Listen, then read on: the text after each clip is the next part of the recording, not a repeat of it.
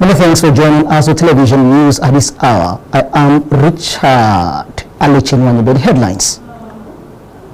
President Tinubu promises end to plateau violence, laments rising death toll. FCT administration collaborates to launch clean air initiative to curb firewood use in Abuja. INEC announces update on voter registrations. The news in detail. President Bola Tinubu has assured the people of Plateau State that his administration remains committed to ending the persistent killings and restoring lasting peace across troubled communities. Represented by the Senate President Godswill Akpabio at a political rally in Jos on Saturday, the president said the government is deeply concerned about the continued attacks and the loss of lives. Plateau State has remained a major hotspot this year, with repeated attacks in communities like Bokos and Basa leading to dozens of deaths. Groups have held protests in Jos calling the killings genocide and demanding stronger federal action. Plateau State Governor Caleb Mufwang had earlier apologized to the people of Basa local government area for the failure of government and security agencies to protect lives and properties. However, the federal government and the African Union cautioned against using the term genocide, stressing that the conflict involves a mix of land disputes, criminal violence, and farmer-herder tensions. The Federal Capital Territory Administration has signed a new set of contracts with solid waste and cleaning service providers as part of renewed efforts to keep Abuja cleaner and safer. The deal, approved by the FCT Executive Council, brings 54 contractors on board. Our correspondent, Usman Katun Umar, reports.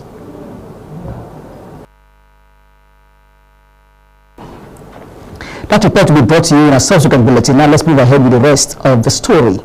The Federal Capital Territory Administration has launched a clean air initiative aimed at reducing air pollution and protecting vulnerable households from smoke-related diseases. The project, carried out in collaboration with IHS Nigeria, seeks to transition families from firewood to cleaner cooking energy. Again, our correspondent, Usman Katun Umar, tells us more.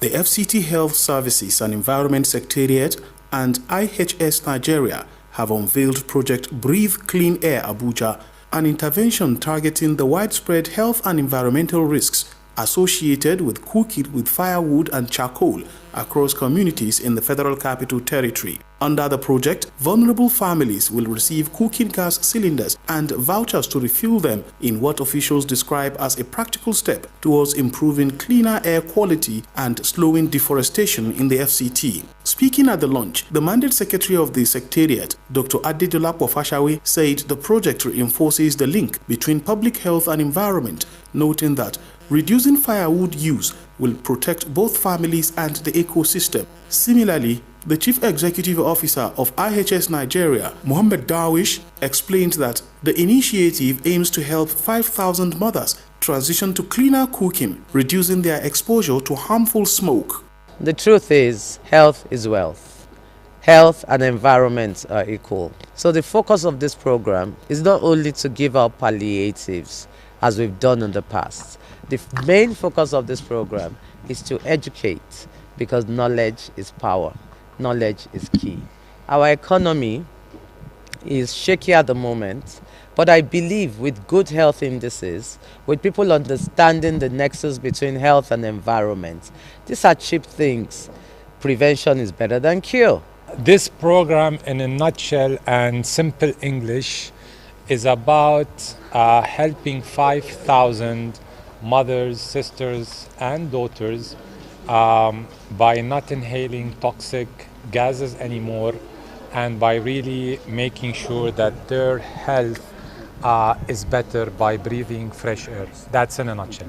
Officials say the project is designed to reach underserved communities where reliance on firewood has contributed to respiratory illnesses and environmental degradation, including the loss of green cover and soil fertility. The Permanent Secretary of the Secretariat, Dr. Babagana Adam, said the intervention is inclusive and will have long-term environmental impact as more households abandon firewood. A consultant radiation and clinical oncologist at the National Hospital Abuja, Dr. Hannatu Ayuba Usman, also stressed that many pollution-related illnesses are preventable and urged residents to embrace cleaner cooking options.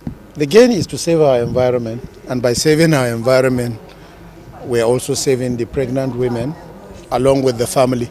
As an oncologist, firsthand I have seen how devastating managing lung cancers and other cancers caused by air pollution could lead to. It's draining financially, emotionally, physically. The whole family and community suffers. Stakeholders believe the project will reduce the pressure on the environment and improve health outcomes of thousands of residents, particularly women and children who are most exposed to indoor smoke. The FCTA says the initiative is part of ongoing efforts to promote environmental health, reduce pollution, and create safer living conditions in the nation's capital in line with President Bola Ahmed Tinubu's Renewed Hope agenda.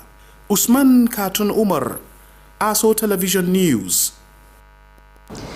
The Federal Capital Territory Malaria Elimination Program has received a new supply of National Health Management Information System tools from the SDB-LF SMP project as part of ongoing efforts to reduce the burden of malaria across the territory. Speaking during a brief handover ceremony, a project manager of the FCT Malaria Elimination Program, Hajia Zainab Ibrahim, said the collaboration underlined the importance of partnerships in addressing malaria prevalence. She noted that significant groundwork has been laid to embrace cooperation among stakeholders in order to achieve meaningful results. Most of our health facilities, now that they have handed over, I think our documentation will be able to have a full documentation of malaria program in the entire facilities that is being supported by the project. So we have 300 health facilities now currently supported by the ISDB LLF Support Malaria Elimination Project, which is being implemented by FAMCRIS. So we visited some of the facilities. We found out that even a common monthly summary form is not available for them to report the malaria program, which today I'm so much impressed because this is going to give us a very strong commitment for data ownership of data. Also speaking, the project lead for the SDB-LF SMP project, Dr. Justice Adaji, described the support as part of a comprehensive malaria intervention that focuses on prevention, case management, and integrated vector management. Of course, case management at the health facility, which includes diagnosis and treatment, and also FAMCRIS is also involved with the supply chain component of this activity, ensuring commodity security, that is, in this case, malaria commodity. The program provides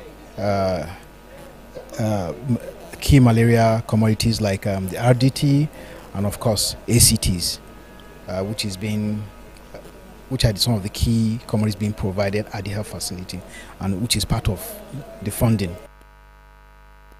Dr. Adaji further explained that the NHMIS project officially commenced late last year and has since moved into full implementation, with activities currently undergoing. As major focus of the initiative is the distribution of essential tools required to strengthen interventions and ensure set goals and objectives are met. The items provided to health facilities include the National Malaria Guidelines, job aids, job aid algorithms, complaint boxes, and other key materials designed to enhance service delivery and data management.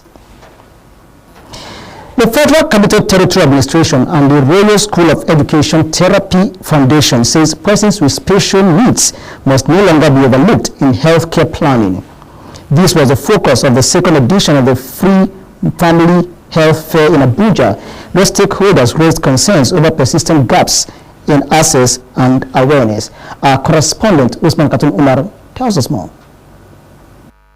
The call for deliberate inclusion of persons with special needs in healthcare planning resonated strongly at the Free Family Health Fair organized by the Royal School of Education Therapy Foundation in collaboration with the Health Services and Environment Secretariat of the FCTA. The fair, now in its second edition, centered on developmental disabilities, maternal health and preventive care. Dr. Badewa Adejugbe Williams said the initiative seeks to dispel dangerous health myths and help parents recognize vital developmental milestones in children. This is our second free family health fair, and we're targeting families who have children with special needs, children with disabilities. Why, people ask? Because, when you look at a child, you have to look at the child holistically. How is the child developing? What was the child like at birth? What was the birthing process like? Were they using forceps to pull the child out? Was the mother even getting prenatal care before she had her child? We ask a lot of these questions at intake when we have our clients. And what I had found out is that most of these parents, they don't keep record of such things. They don't keep track of such things. Acting Director of the FCTA Health Insurance Scheme, Dr. Selma Belgore, represented by the Acting Head of Equity and Special Programs, Veshima Igundu, also stressed the need to prioritize this group under the Basic Healthcare Provision Fund. She warns that failing to do so poses long-term risks to families and the health system. Dr. Belgore described persons with special needs as one of the most vulnerable groups, calling for intentional enrollment to strengthen equity and ensure no one is left behind. From the FCT Hospital Management Board, Osayonde Osage warned against misinformation during pregnancy. He highlighted the importance of proper examinations and transparency around procedures such as cesarean sections, which he said save countless lives. This second edition of this family fair, in collaboration with the Health Services and Environment Secretariat, the focus here is on the underprivileged, people that are overlooked in the society, children that are born with challenges. And I'm so happy that we are here with them, telling them what is available by the government, especially health insurance, because these are underserved communities and there's health insurance available for them, but a lot of them are not aware. We are happy to come here to talk to them about that and also register and capture them. Also, we've had a lot of health talks today, and there's going to be a lot of medical screening and free consultations, because these people are people that shy away from the conventional health system. And I believe this is a stepping stone to open new grounds for more collaboration now and in the future. Hundreds of residents were screened for diabetes, hypertension, BMI, and other health indicators during the fair. Organizers say the exercise is part of continuous efforts to deepen conversations on disability inclusion and improve access to preventive healthcare services across the Federal Capital Territory. Usman Cartoon Umar, ASO Television News. You are watching ASO Television News. Don't forget that you can watch us live on DSTV channel 392, StarTimes TV channel 127, and on Free TV. You can look us up on channel 507. On the UHA band, find us on channel 38. Now, still to come, INEC announces update on voters' registrations. Don't worry, we'll be right back. Good evening and welcome to the greatest show on earth. This is a people's game. They will be bubbling about this one for weeks and months to come. Let's go! Lights, camera, action. Put your mind to it, live the life that you remember.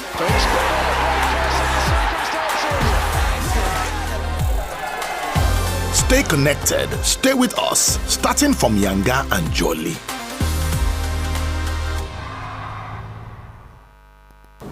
The Rotary Foundation District 9127, Abuja, has reaffirmed its continuous commitment to the total eradication of polio in Nigeria and the world and across the world.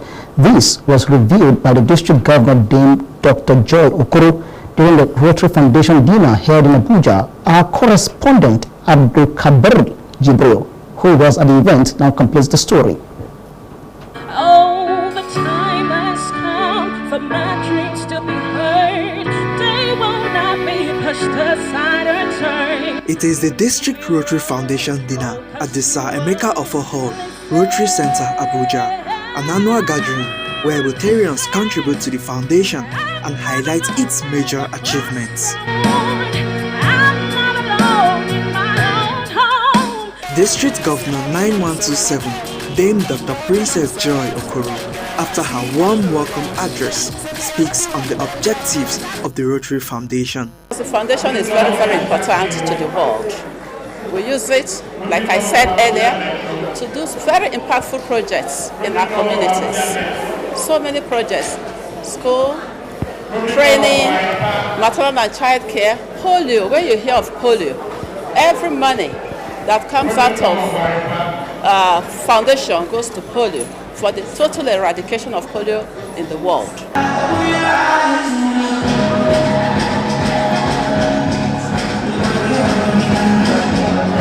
The Rotary Foundation, which was described as the heartbeat of Rotary International and the engine that drives the organization's humanitarian activities globally, remains committed to its service to humanity. We have malaria intervention projects in Kebbi State and Akwa Ibom State, which is over $8 million, and other district and global grants with intervention in education sector, environment, and disease prevention and control. Polio has become endemic in some parts of the world, including Nigeria. But Rotary took it upon itself to partner with some other organizations to eradicate it. And some years ago, that was achieved when polio was eradicated in Nigeria.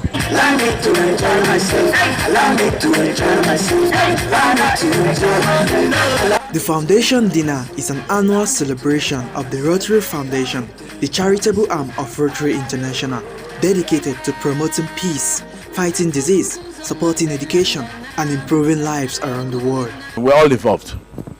Let everybody get involved in what we're doing, and the youth, I believe that by God's grace, if we all work together, this will work out good.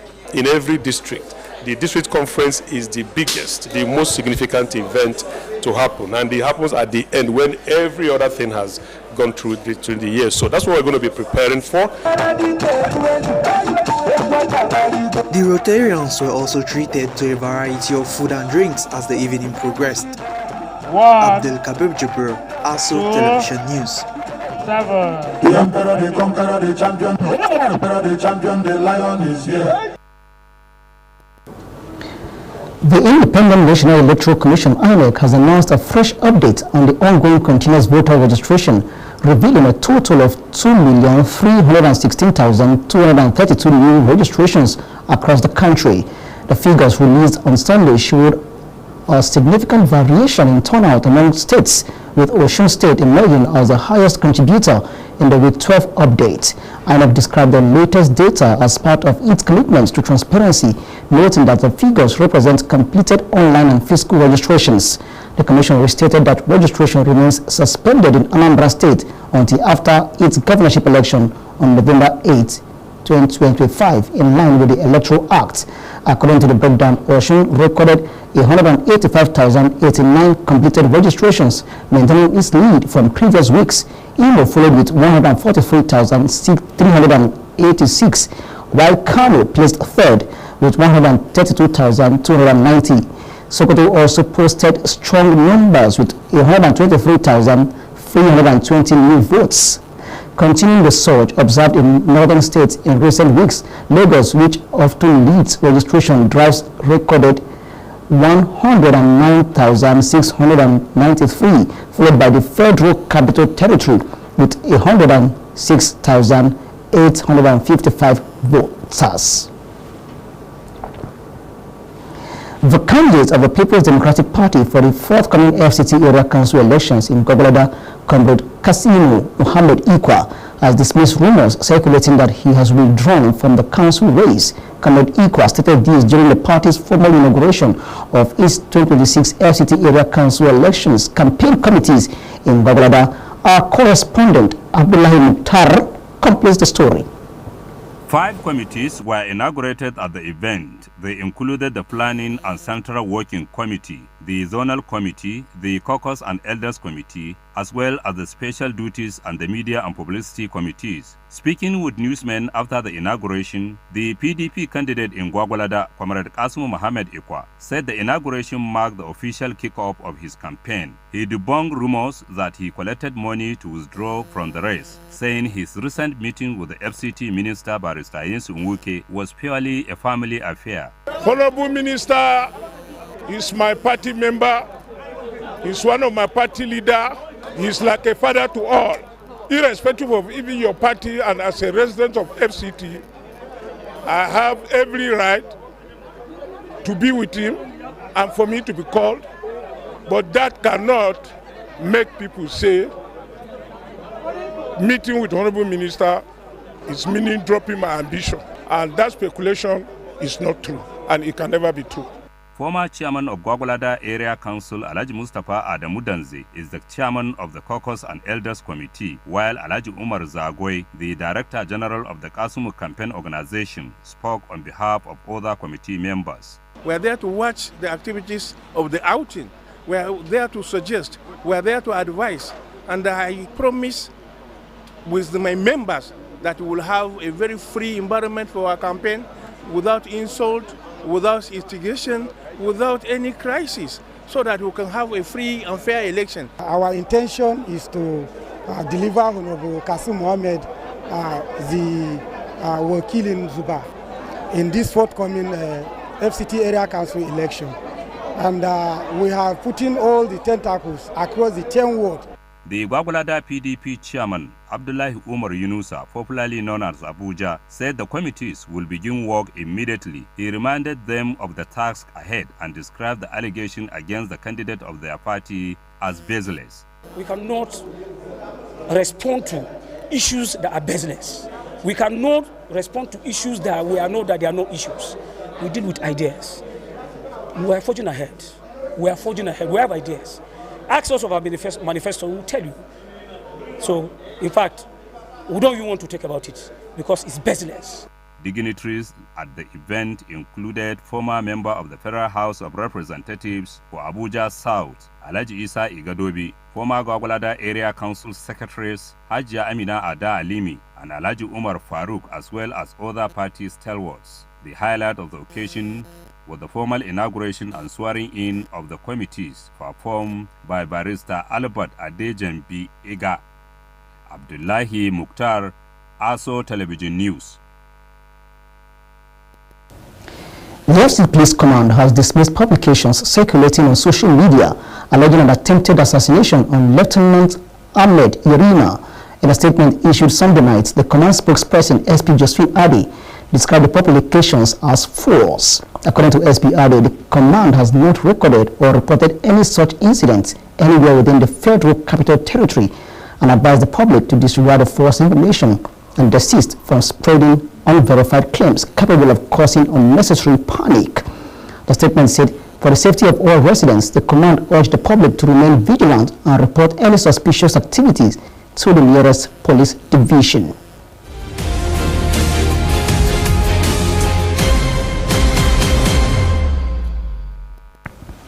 The federal government has spent about $2.93 billion servicing Eurobond debt across 8 quarters under President Bola Ahmed Tinubu. This is according to an analysis of external debt service records published by the Debt Management Office covering Q3 of 2023 to the second quarter of 2025, showing that Eurobond obligations alone accounted for 31.5% of Nigeria's total external debt service of $9.32 billion over the last 2 years. Recall that President Bola Tinubu assumed office in May 2023, making the third quarter of 2023 the first full quarter under his administration, redeeming a maturing Eurobond.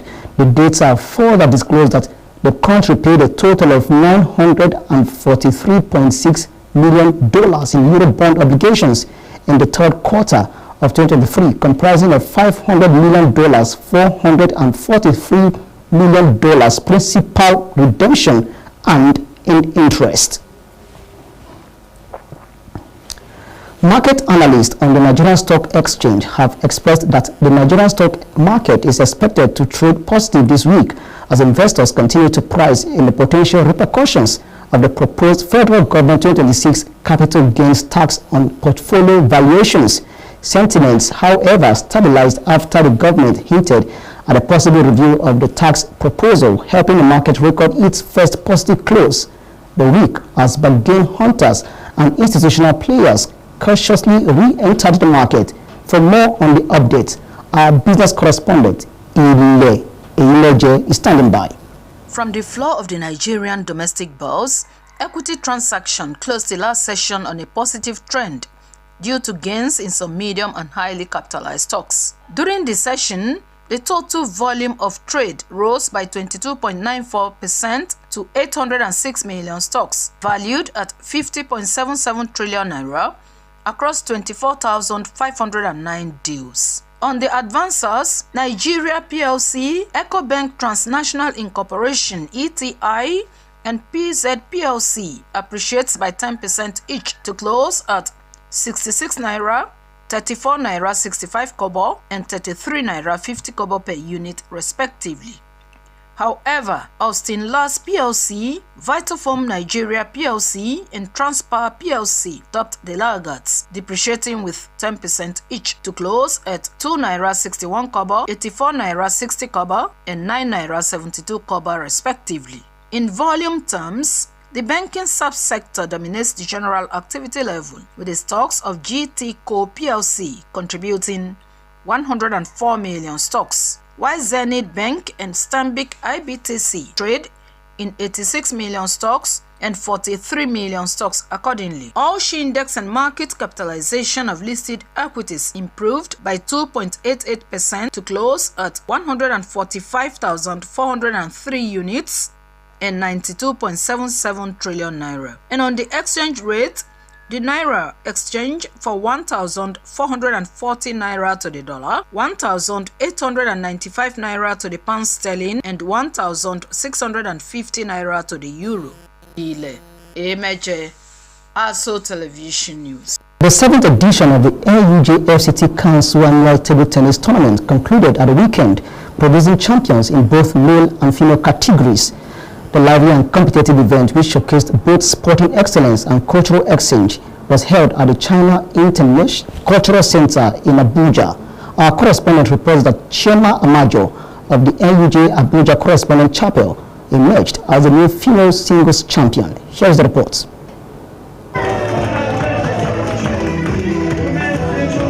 Amajo claimed the female singles title after defeating Nia Xiaohua, Shi Changguang, and Xiao Haitia, placing second, while Ignatius Nkwo finished third. In the mixed doubles, Shi Changguang and Chen Qiuling took first place, followed by He Ling and Nie Xiaohao, with Tan Jian and Wan Lu coming third. Winners received 250,000 naira in cash prizes, runners-up 200,000, and third place finishers 150,000 naira. I don't even know how I feel, but I know I'm so happy. Earlier, while declaring the tournament open, Chairman of the NUJ FCT Council, Comrade Grace Ike, commended the enduring partnership between the Union and the Chinese Cultural Center, describing the tournament as a reflection of the strong friendship and cooperation between both bodies. This event stands as a remarkable symbol of friendship, collaboration, and healthy competition between our two great organizations. Table tennis is more than just sport. It is a celebration of skill, agility, and perseverance.